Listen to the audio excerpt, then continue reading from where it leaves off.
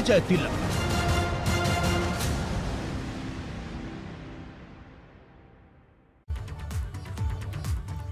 नमस्कार, स्वागत है आपका। आप देख रहे हैं एबीपी गंगा। मैं हूं आपके साथ प्राची पाराशर और शुरुआत करेंगे। मुख्यमंत्री योगी आदित्यनाथ गोरखपुर दौरे पर हैं और इस दौरान वो जागरूकता मतदान सम्मेलन में शामिल हुए। इस दौरान सीएम योगी ने सोमनाथ मंदिर का नाम लेकर पूर्व प्रधानमंत्री जवाहरलाल नेहरू पर निशाना साधा।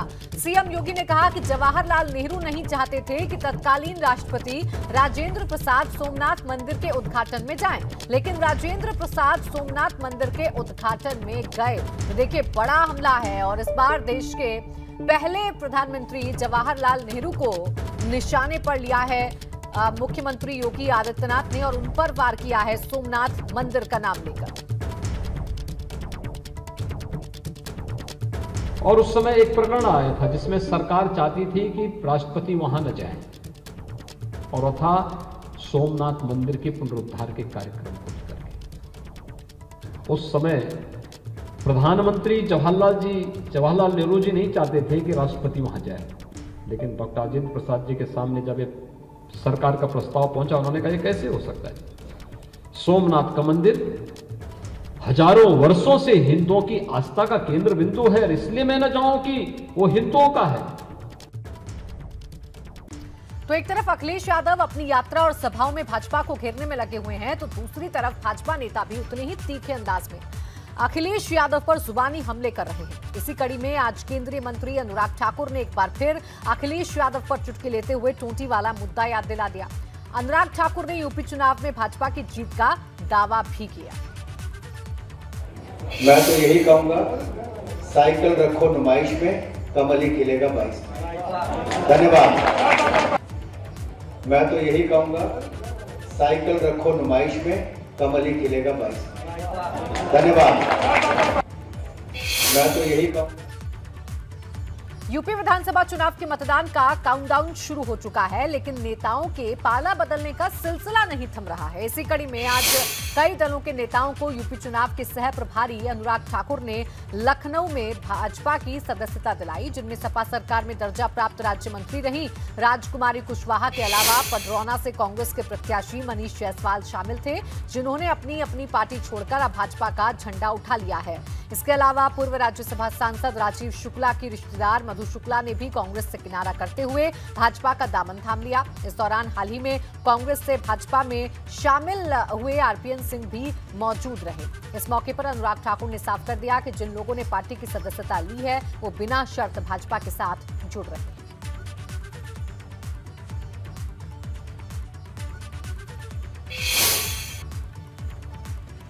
उधर प्रयागराज में भाजपा को बड़ा झटका लगा है। 12 सीट से भाजपा विधायक डॉक्टर अजय कुमार आज बसपा में शामिल हो गए हैं, जिसके बाद बसपा ने उन्हें उम्मीदवार भी घोषित कर दिया है। बसपा ने इस सीट पर पहले घोषित प्रत्याशी डॉक्टर शिव प्रकाश का टिकट काट दिया। दरअसल अजय कुमार इस बार टिकट नहीं मिलने से भाजपा से नाराज थे। अजय कुमार 2022 में सपा के टिकट पर चुनाव जीते थे और 2017 में भाजपा से विधायक चुने गए थे, लेकिन इस बार भाजपा ने 12 की सीट गठबंधन की सहयोगी अपना दल एस को दे दी, जिससे अजय कुमार नाराज थे। देखिए, बीजेपी से नाराजगी का कोई हमारी विशेष बात नहीं थी। हमारे यहाँ जो विधानसभा की सीट है वो पार्टी ने अपना दल सहयोगी गठबंधन को दे दिया, तो पार्टी के किसी शीर्षस्थ अधिकारी ने, किसी पदाधिकारी ने मुझे ये सूचना भी देना उचित नहीं समझा कि ये विधायक जी आपकी सीट को गठबंधन दल को चला गया। उससे मुझे बड़ी वहाँ उपेक्षा हुई, मुझे वो पीड़ा भी हुई। मैं उस पीड़ा से दुखित होकर मैंने समाजवादी पार्टी की पूर्व सांसद डिंपल यादव आज मिर्जापुर पहुंची। डिंपल यादव ने मां विंध्यवासिनी मंदिर के दर्शन किए और 2022 के चुनाव के लिए जीत का आशीर्वाद मांगा। डिंपल यादव ने दावा किया कि पश्चिम यूपी में समाजवादी गठबंधन ही जीतेगा। जैसे हम जानते हैं, वेस्टर्न यूपी में तो समाजवादी पार्टी का जो गठबंधन है वो पूरी अच्छी तरह से 50 सीटें तक जीतने वाला है इस बार। तो मैं समझती हूँ जैसे चरण आगे बढ़ते जाएंगे परफॉर्मेंस और भी अच्छा होगा। जी, जैसे हम जानते हैं, वेस्टर्न यूपी में तो समाजवादी पार्टी का जो गठबंधन है वो पूरी अच्छी तरह से 50 सीटें तक जीतने वाला है इस बार। तो मैं समझती हूँ जैसे चरण आगे बढ़ते जाएंगे परफॉर्मेंस और भी अच्छा होगा। अमरोहा में बसपा प्रत्याशी शादाब टाटा के खिलाफ पुलिस ने सरकारी काम में बाधा डालने के आरोप में केस दर्ज किया है। बसपा प्रत्याशी के साथ ही उनके समर्थकों के खिलाफ भी मामला दर्ज किया गया है।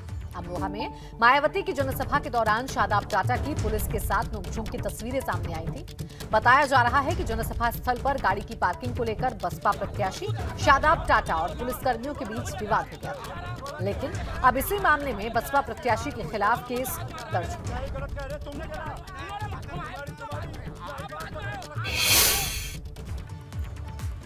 कानपुर के बिठूर विधानसभा क्षेत्र में सपा के जनसंपर्क का एक विवादित वीडियो सोशल मीडिया पर तेजी से वायरल हो रहा है।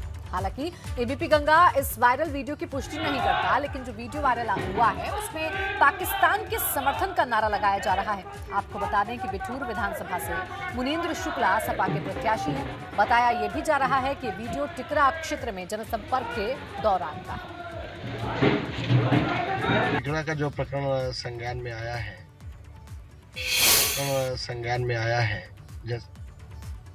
वहीं बिठूर विधानसभा क्षेत्र से सपा प्रत्याशी मुनींद्र शुक्ला ने विवादित वायरल वीडियो पर सफाई देते हुए कहा कि समाजवादी पार्टी और मैं सबसे बड़े राष्ट्रभक्त हैं। साथ ही उन्होंने भाजपा पर निशाना साधते हुए कहा कि भाजपा नेताओं ने इस वीडियो को एडिट कराकर सोशल मीडिया पर फैलाया है। वहीं बिठूर से विधायक अभिजीत सिंह सांगा ने कहा कि सपा के राष्ट्रीय अध्यक्ष बताएं वो राष्ट्रवादियों के साथ हैं या फिर आतंकवादियों पाकिस्तानियों के साथ। ये नितांत भ्रामक है। भारतीय जनता पार्टी के द्वारा उनके नेताओं के द्वारा ये वीडियो एडिट करके बनाया गया है क्षेत्र की शांति भंग के लिए और मतदाताओं को भ्रमित करने के लिए। मेरा मतदाताओं से निवेदन है कि हम लोग पूरी समाजवादी पार्टी और हम लोग राष्ट्रभक्त हैं। मेरे किसी जनसंपर्क कार्यक्रम में किसी की हैसियत नहीं है कि राष्ट्र विरोधी कोई नारे लगा दे। पूर्व में भी समाजवादी पार्टी की सरकार में टिकरा गांव में तुष्टीकरण किया गया है। मुस्लिमों का पक्ष लेकर के मुनींद्र शुक्ला जी ने अनेकों ब्राह्मणों के ऊपर व अन्य हिंदुओं के ऊपर अनेकों बार कहीं ना कहीं उनको परेशान करने का काम किया है, प्रताड़ित करने का काम किया है। निश्चित रूप से अभी तक तो मुस्लिमों को प्रभावित करने के लिए ये लोग टोपी लगाने का काम करते थे, लेकिन अब मुस्लिमों का वोट पाने के लिए पाकिस्तान जिंदाबाद के भी नारे लगाने में कहीं भी संकोच करने का काम समाजवादी पार्टी। और उन्नाव से अहम खबर सामने आई। भीषण सड़क हादसे में 3 पुलिसकर्मियों की मौत की खबर सामने आई है। पुलिस की गाड़ी पर पलट गया ट्रक। हादसे में एक सिपाही गंभीर रूप से घायल है। मृतकों में 2 महिलाएं और एक पुरुष कांस्टेबल शामिल है। सफीपुर कोतवाली के मेहंदी खेड़ा पुलिया के पास ये घटना हुई। सुभाषपा अध्यक्ष ओम प्रकाश राजभर हरदोई के संडीला विधानसभा क्षेत्र से गठबंधन प्रत्याशी सुनील आक्रवंशी के समर्थन में चुनाव प्रचार करने पहुंचे थे। इस दौरान ओम प्रकाश राजभर ने भाजपा पर बड़ा हमला बोला। उन्होंने कहा कि चुनाव आते ही भाजपा नेता धर्म का चश्मा पहनकर नफरत की बात करने लगते हैं और नफरत की राजनीति करते हैं। और हमारे जुमला गृह मंत्री जब चुनाव आता है तो ये धर्म का चश्मा पहन लेते हैं और नफरत की बात बोलते हैं। ये हमेशा नफरत की राजनीति करते हैं। और हमारे जुमला गृह मंत्री जब चुनाव आता है तो ये धर्म का चश्मा पहन लेते हैं और नफरत की बात बोलते हैं। ये हमेशा नफरत की राजनीति करते हैं। अजब चुनाव के गजब रंग। जी हां, अब हम आपको यूपी विधानसभा चुनाव की ऐसी तस्वीरें दिखाने जा रहे हैं जिन्हें देखने के बाद आप भी कुछ यही कहते नजर आएंगे। कहीं जनसभा में सांड घुस गया तो कहीं प्रत्याशी टावर पर चढ़ गया, वहीं कहीं उम्मीदवार नामांकन के लिए साइकिल पर पहुंच गए। आप भी देखिए यूपी चुनाव के ये अजब गजब रंग।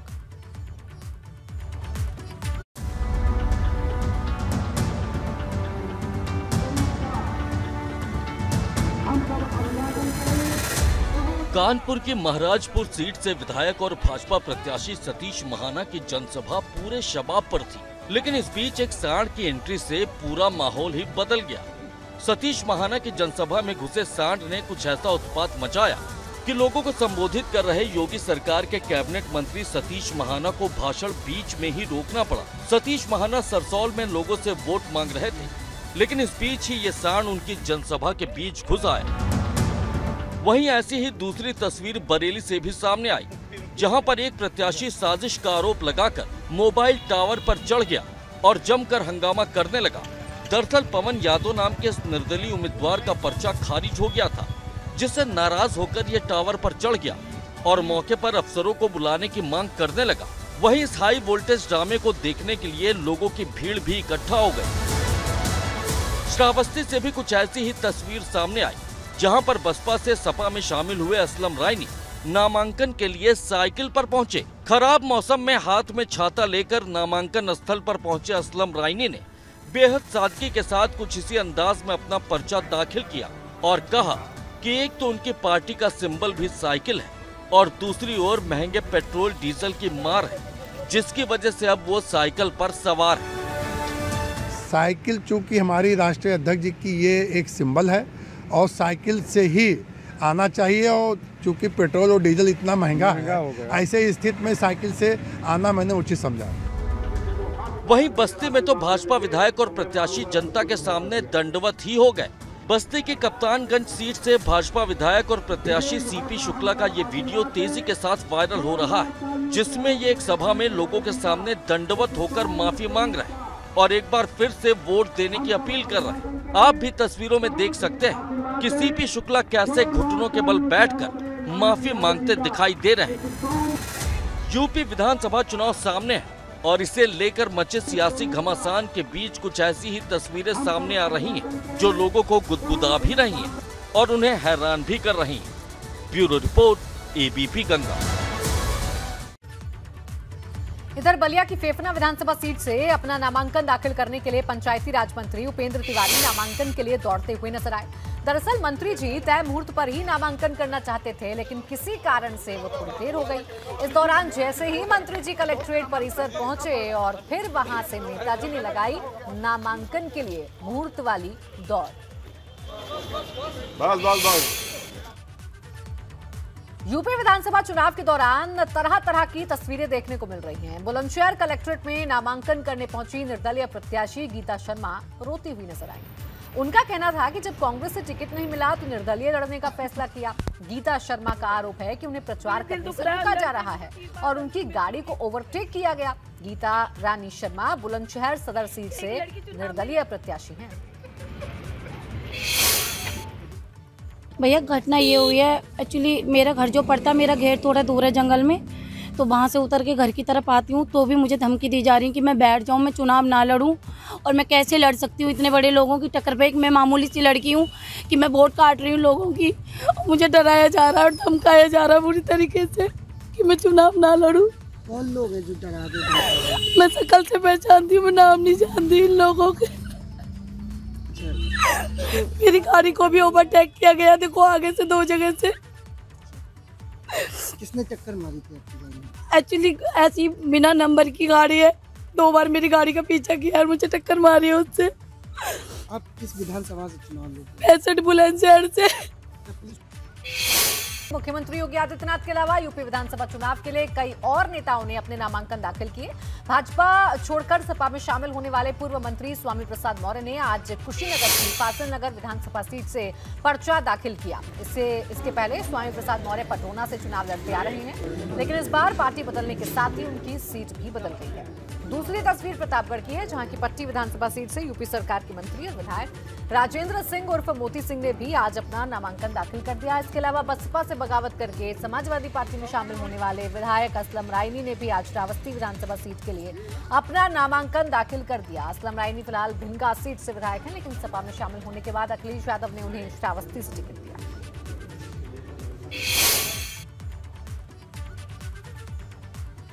वहीं खबर गोंडा से, जहां रोड पर चलती हुई कार में आग लग गई और बड़ा हादसा होते होते बचा। गोंडा बलरामपुर मार्ग पर थाना क्षेत्र इथियाटेक के गिलौली शुक्लपुरवा गांव के पास एक चलती हुई कार में आग लग गई। कार में बैठे लोग सुरक्षित बच निकले, किसी को कोई नुकसान नहीं पहुंचा।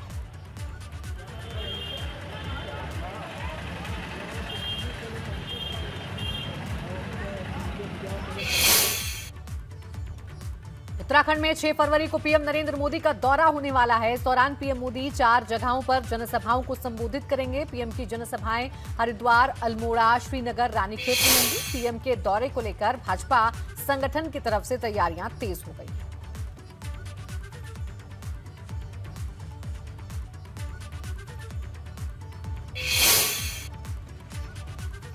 राहुल गांधी कल एक दिवसीय दौरे पर उत्तराखंड आ रहे हैं। राहुल गांधी सुबह 11:30 बजे पंतनगर एयरपोर्ट पर पहुंचेंगे, जबकि वो 12:10 पर किच्छा पहुंचेंगे। इस दौरान राहुल गांधी किच्छा में किसानों के साथ वर्चुअल संवाद करेंगे। इसके साथ ही कांग्रेस प्रत्याशी तिलकराज बेहड़ के लिए चुनाव प्रचार भी करेंगे। करीब 1:30 बजे राहुल गांधी पंतनगर एयरपोर्ट से देहरादून के लिए रवाना होंगे। राहुल गांधी 2 बजे जौलीग्रांट एयरपोर्ट पहुंचेंगे। इसके बाद राहुल गांधी हरिद्वार के लिए रवाना होंगे। हरिद्वार में वो 4 बजे वर्चुअल रैली को संबोधित करेंगे, जबकि करीब 5:30 बजे गंगा आरती में शामिल होंगे।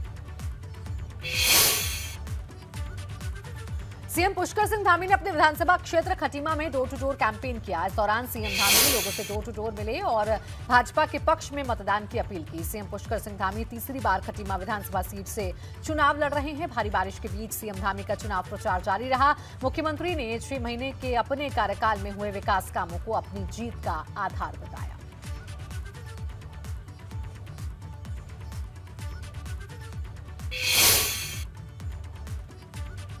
इसी के साथ फिलहाल इस बुलेटिन में बस इतना ही। आप देखते रहिए एबीपी गंगा।